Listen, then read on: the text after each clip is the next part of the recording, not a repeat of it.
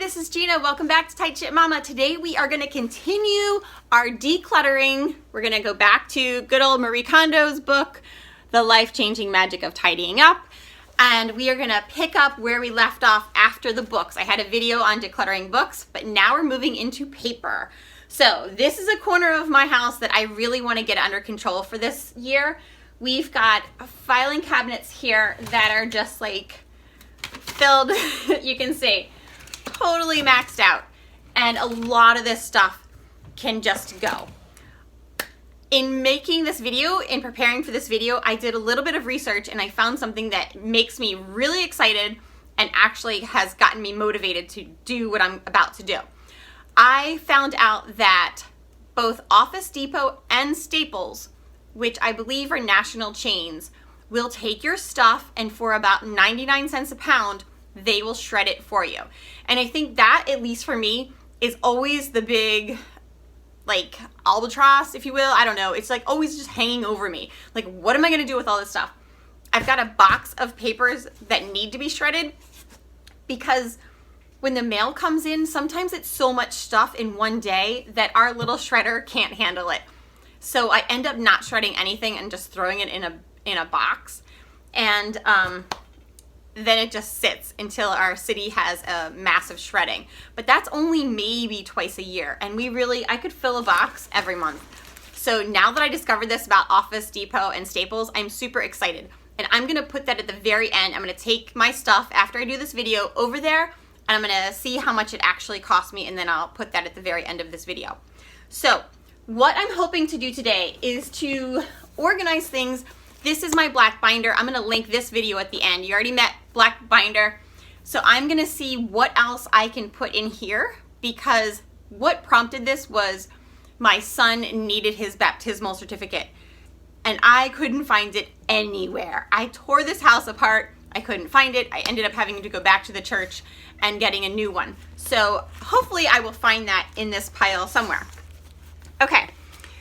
So before you get nervous about me saying, let's get rid of everything, we are going to start with what are we going to keep?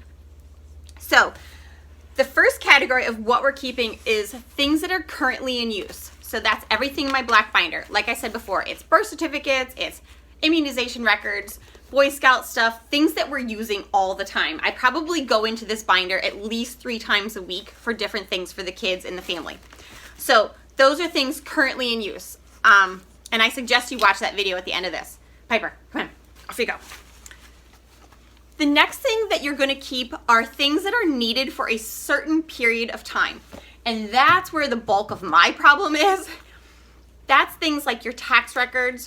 And if you go on irs.gov, you will have exact instructions of how long you need to keep most things. I'm gonna go back 7 years, but you might have certain issues that you need to keep things longer, or maybe even a shorter length of time. So please check out that website before you shred anything that has to do with your taxes. Then there are things that we are going to keep indefinitely. So there are certain things that you're going to have to just hold on to for the rest of your life.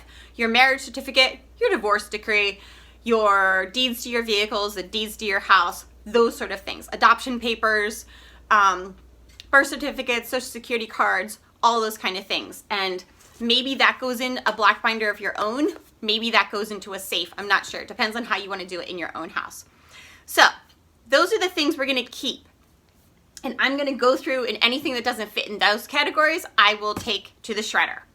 Now, let's talk about some of the more common things that are probably hanging around your house. Things that you might have a little bit of trouble getting rid of. I'm gonna start with one. Now I have KonMari'd pretty much my whole house, so I don't have a lot to show you, but I found this in the basement. This was an old oil furnace installation. Now my house is 53 years old. This is probably 53 years old. So we don't even have an oil furnace anymore. We have propane. So I can just get rid of this. But you may have manuals from other things. So here's the water heater. I'm just gonna get rid of this. if you have a hard time parting with those kind of things, there's two ways that I look at this. One, I pretend sometimes, what if the previous owner didn't save that? I would not be, any different, right? It would affect my life zero. So let's just pretend they never saved it and I never saw it. I moved into this house and it was never here. But let's say you're the one that put in the new water heater and you do have a manual that goes with it. So you can part with it. You can part with all manuals. And if you don't believe me, run this very quick, simple test. Go on the computer and Google whatever the brand of your water heater or your air conditioner or whatever it is that you have that you are saving your manual to. Go online and try to find it. I guarantee you will be able to find that manual online and you can just part with the original paper version. Most everything can be found online. So as you declutter your house, think, how quickly could I find this information if I absolutely needed this information? So that's one way to bring a little comfort to yourself if you're a little hesitant to get rid of manuals and things like that. You are going to hang on to your warranties. That's going to go in your files for things that are to be held on for a certain length of time, along with your tax records. But you should be looking through this once a year and just kind of purging what needs to go, because those warranties eventually expire. So there's no reason hanging on to those, right? Okay, so I've got a bunch of warranties here, or not warranties. These are all for the water heater. So we're gonna get rid of all of those. Here's another one if you've got young kids. So how many of you have these Lego, this is a Duplo, but Lego manuals? Whew! Okay, we have hundreds of thousands of Legos. It's the one toy I really don't mind. My kids play with them every single day, but they come with a lot of packaging and a lot of these manuals. And this is how they all end up. See how yucky this is? It's like, it looks like it's been to war. So just to make sure I wasn't giving you false information, before I pulled this up today, I went online and I Googled this number here. And I found the entire manual online. So we can get rid of this. My kids don't repeat build anything anyway, so it's kind of easy. If your kids do repeat building the exact same thing that the manual calls for, maybe you want to come up with a binder system to hang on to those. But I Googled it, even the millennial, you know what I mean, the Star Wars thing, the big, huge, great thing. Even that manual is online. So you really can part with all of those things. All right, newspaper articles. A lot of people clip articles thinking that they are going to eventually read them, and that eventual day never comes. So really go hard on yourself and say, am I really going to read this? Why did I cut this out? Why did I save it for years? Is it becoming a fire hazard? Is it just clutter at this point? Be very realistic. Like, are you going to read this ever? Maybe you make it a New Year's resolution that you pick one off the top of your pile and you read whatever article it was that you meant to read, and then you discard it.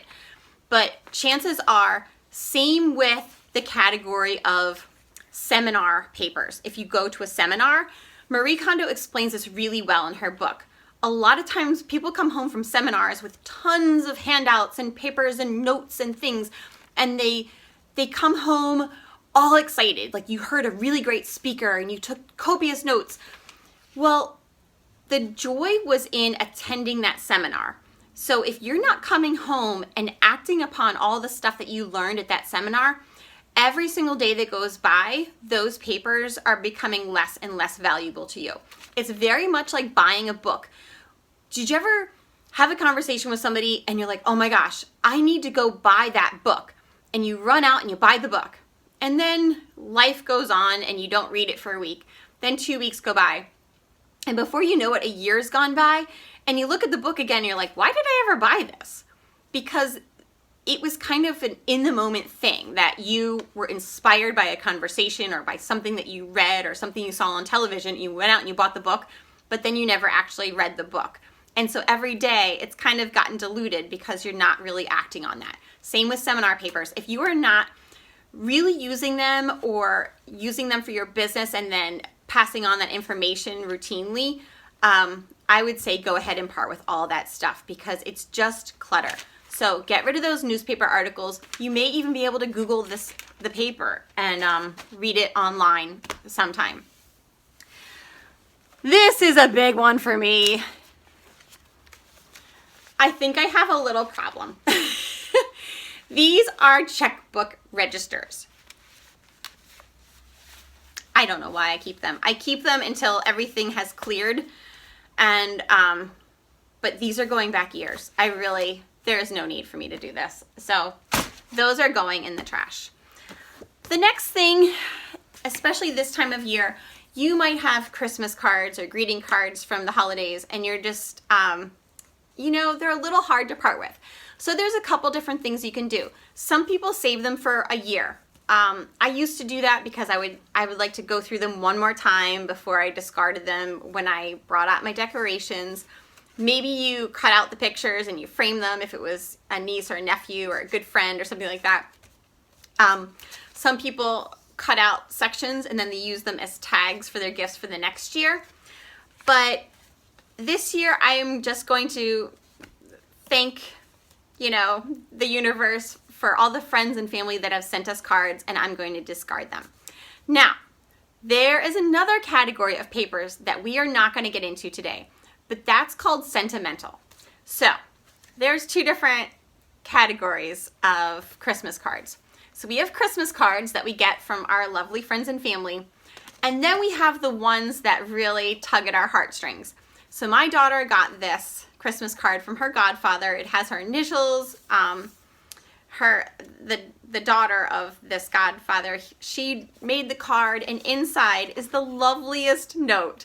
And so I am going to put this in her special bin. So that's kind of where I'm making the differentiation, is between a Christmas card and something that's really worth keeping in their special bin. And I think you've met the kids' special bins as well. So I'm going to hang on to that.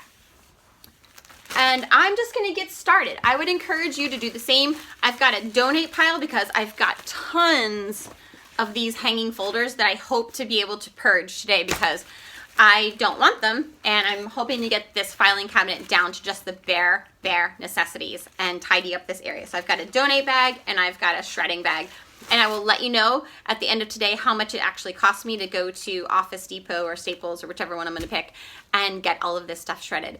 Oh, something I forgot. Credit card statements, bank statements, anything you can easily find online, get rid of it. Even your mortgage statements, really everything can be found online. You know, your cell phone bills, try to go as paperless as possible. You know, maybe one day you spend just emailing every company saying that you want to go paperless.